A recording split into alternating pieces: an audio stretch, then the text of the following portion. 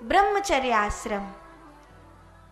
आप जब छोटे होते हैं, जब से आप 25 बरस के होते हैं, तब तक ये ब्रह्मचर्य आश्रम, विद्या अध्ययन का समय।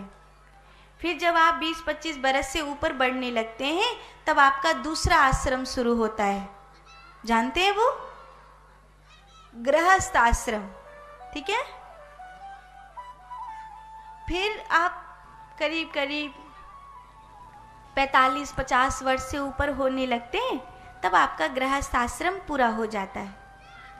45-50 वर्ष के बाद आपका गृहस्थ आश्रम पूरा हो जाता है, तब आश्रम शुरू होता है तीसरा आश्रम। और वो कौन सा है? आपको पता है? वानप्रस्थ आश्रम। ठीक है। वानप्रस्थ आश्रम में रहते तो घर में ही हैं, लेकिन थोड़ी थोड़ी मानसिक दूरी बनाने लगते हैं। बच्चे बड़े बड़े हो गए, अपना खा रहे हैं, कमा रहे हैं, अपना काम कर रहे हैं, अब हमारा उतना ज़्यादा इन्वॉल्वमेंट नहीं है। फिर लगभग हम 70-72 के ऊपर उठते हैं, जब उम्र हमारी 65-70 के ऊपर होने लगे, तब चौथा आश्रम शुरू होता है। उसका नाम है, उसका क्या नाम है? संन्यास आश्रम। अरे वाह, आपको तो पता है। उस आश्रम का नाम है संन्यास आश्रम। पता है हमारे और आपका दुर्भाग्य क्या है कि हम लोग ब्रह्मचर्य आश्रम जीते हैं, गृहस्थ आश्रम भी जीते हैं, दुखम्मा सुखम्मा वानप्रस्थ आश्रम भी जीते हैं, लेकिन संन्यास आश्रम जीने से पहले मर जाते हैं। आखिरी में वानप्रस्थी ही होकर रह जाते हैं। और कुछ ऐसे हैं जो वानप्रस्थी से डायरेक्ट वृद्धाश्रमी हो जाते हैं। ये वृद्धाश्रम, ये जो आश्रम है वृद्धाश्रम, ये वेदों में नहीं है।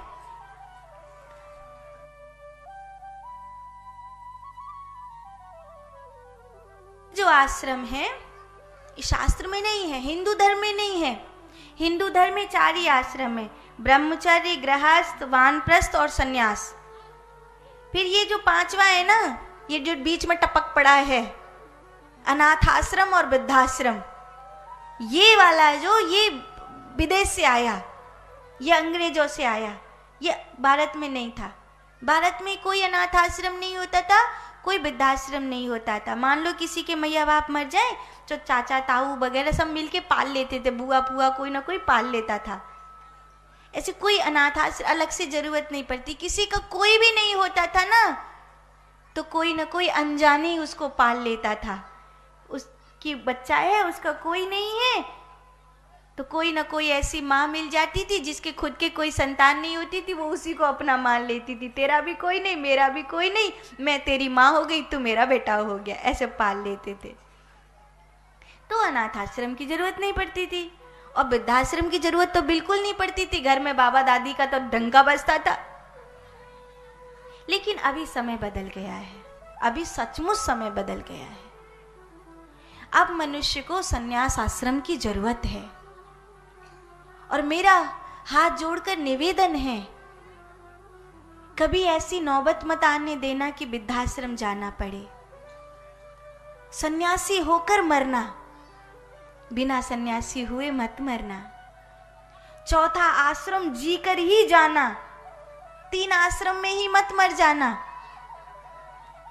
ब्रह्मचारी हो गए, विद्या पढ़ ली, गृहस्थी हो गए, घर बसा लिया, वानप्रस्थी हो गए, बच्चों को बड़ा कर लिया, लेकिन मरने से पहले चाहे 5 ही दिन के लिए बनो, पर सन्यासी होकर ही मरना। आपको जब आखिरी लगन लगे कि अब मेरा संसार में कोई काम नहीं है, बुढ़े बुढ़िया का अब कोई शारीरिक संबंध नहीं है, आखिरी लगन लगे, तभी लेना, पर लेना जरूर। मरने से पहले सन्यास की दीक्षा जरूर लेना।